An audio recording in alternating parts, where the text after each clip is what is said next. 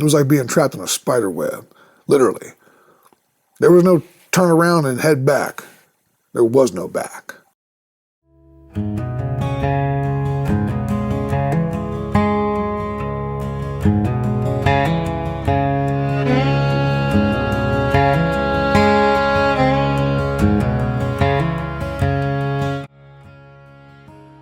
Hope y'all are faring well in this weather.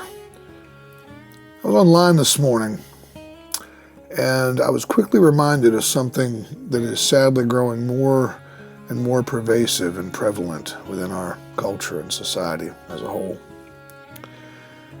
I keep seeing people asking these things like, when's the power coming back on?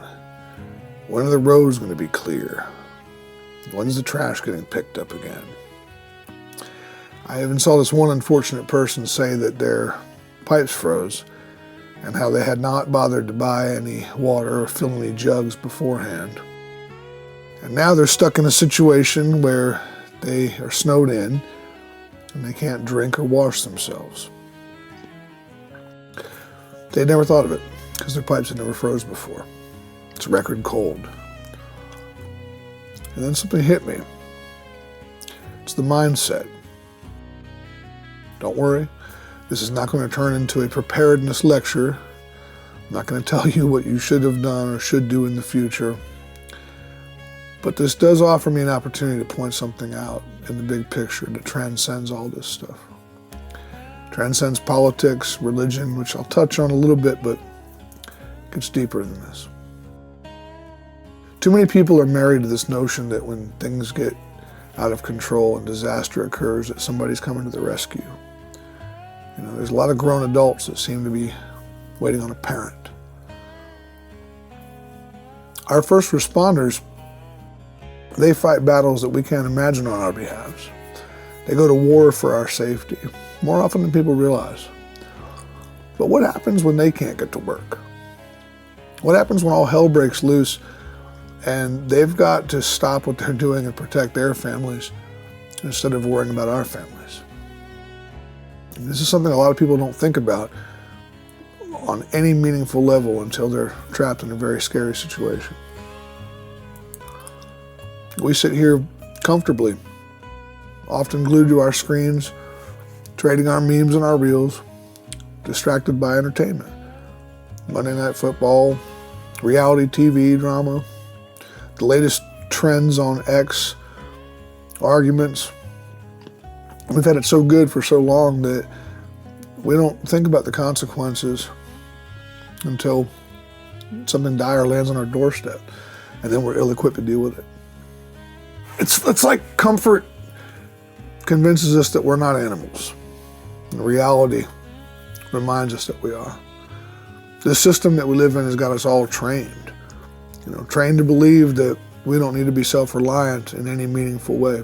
The grid will produce power, the water lines will run, the satellites will orbit, the trash will get picked up on Tuesday, there'll be gas in the pumps on your way to work. And we've come to take that for granted. We know the machine churns, and it does, until it doesn't.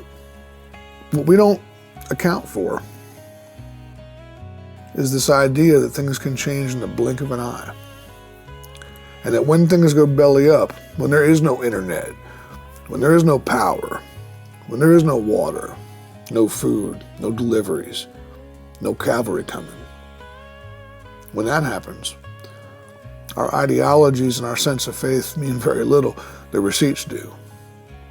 I see a lot of folks online complaining about all levels of the government, from their town municipalities to the party and people that they don't like in Washington, and how somebody needs to get off their butt and come save them. And the sad truth is, it's our fault. We've put our faith in a system made up of humans. So we have to trust these humans when it comes to our safety, and in some cases, our very lives. We're conditioned to outsource our survival to complete strangers, many of whom are bought and paid for. Now, I'm not going to go on a political rant. I'm not going to talk about parties and platforms and leadership and failures. that would be moot at this point. But I will share something with you that I hope you'd consider, because this is me learning it the hard way. Some years back, I was kayaking with a buddy of mine down along the Intercoastal Waterway in Florida. And we diverged a split downstream, and we made the equivalent of a wrong turn and ended up heading into this thick, densely overgrown patch of marsh that turned into mangroves. And before I realized it, we were surrounded. It was like being trapped in a spider web, literally. There was no turn around and head back. There was no back. Only overgrowth and a maze. So my first thought was, nobody knows we're here. Nobody knows where to look for us. Nobody would know where to find us if they had a helicopter. We were gator food. And that's the moment that my reality absolutely evaporated. It was one of those few times where I was very literally scared for my life. Luckily for me and my friend, there was an area where the brush thinned out, and we were able to drag our kayaks over some marsh and get back to where we could navigate out of there. But there was this period of about a half hour where I honestly thought I was going to die. And I realized that nobody was coming to save me. I thought about yelling, but who would have heard it? I thought about praying, but God hadn't gotten me into that mess. I had. Luckily, I found my way out of it in that instance, but it made me reconsider this idea that everything is going to be okay, because it is until it isn't. Now, before anybody goes firing off in the comments about how I should have prayed that day, I need to say this. Prayer might go a long way when it comes to matters of the soul, but it's our responsibility to protect our butts in the earthly sense. I don't think anybody's faith can replace competence. I'm reminded of an anecdote that an old Vietnam vet friend of mine shared with me some years back. He told me the story about how during the war, he and two guys from his unit had gotten pinned down. The majority of his unit had advanced to a different position. But he and these other two were under too much fire to move, at least at the moment. And the enemy was advancing. So he said the one guy had pretty much resigned himself to the fact that they were going to die. And how the other guy, without even realizing it, was essentially praying. He was so scared, he was standing there going, Jesus, God, make it stop, make it stop. My buddy then went on to say that he had a different idea, and it was the equivalent of a prayer. He said he decided to risk the reality of dying at war and essentially asked God to keep him safe while he stood up and ran towards where his unit had gotten to.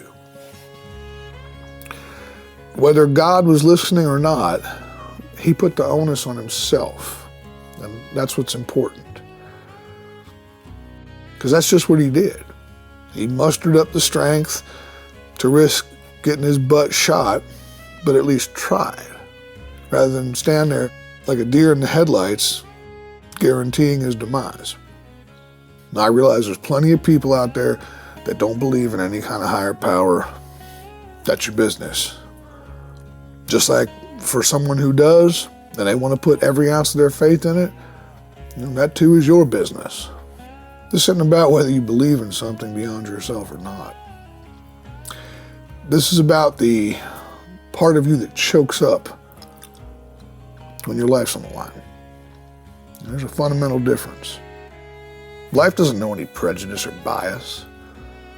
Life deals on life's terms.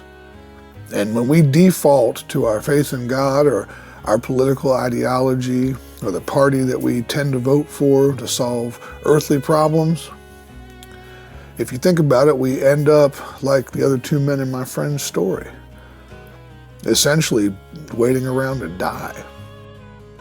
I mean, one had no faith in anything, and the other was relying on God to pick up the rock and slay Goliath for him. But neither is going to get you where you need to be. It's not going to get you to your proverbial unit. Nobody's coming to save you. You got to at least try to save yourself. When normalcy collapses, what do we have? When we make the wrong turn and end up in the mangrove swamp, what's there besides alligators waiting to size us up? We got to do the heavy lifting. We have to fight to survive. If I just resigned myself to the fact that I was a dead man paddling out there in the swamp that day, I would have ended up just that. Had I sat there, on the other hand, and prayed for a miracle, I easily could have ended up the same. I'm not that special. And life doesn't owe me a damn thing. Life doesn't owe any of us anything. And that's the bitter pill we all have to swallow. When things go wrong, assuming that I'm not crippled or debilitated with injury, all I have are my wits, what's left of my health, my discipline, my skill set, and my ability to adapt. None of which guarantees a good outcome either. But at least if I rely on that, I'm in the fight. And I can die trying instead of dying inside and waiting for my body to follow suit. One offers the chance at survival, and the other is guaranteed surrender. The kind nobody comes back from either. My friends, we aren't responsible for the bad things that come to us out of nowhere. But we're very much responsible for if and how we break when they do. The storm isn't your fault. But how you shovel your driveway is. It's very much your responsibility. And it's up to us to be like my soldier friend. Whether you pray first or not, you got to get yourself to your unit, no matter the cost. Because again, if we try, there's that fighting chance. And if we don't, well, that's where the term give up the ghost comes from. If you've got your own escape the mangrove scenario, I'd love to hear about it in the comments. I do check them. I will reply as able. I hope you're warmer where you're at than it is here. This is brutal. Anyway, throw me a like if you'd be so kind, subscribe for more, and I will see you next time.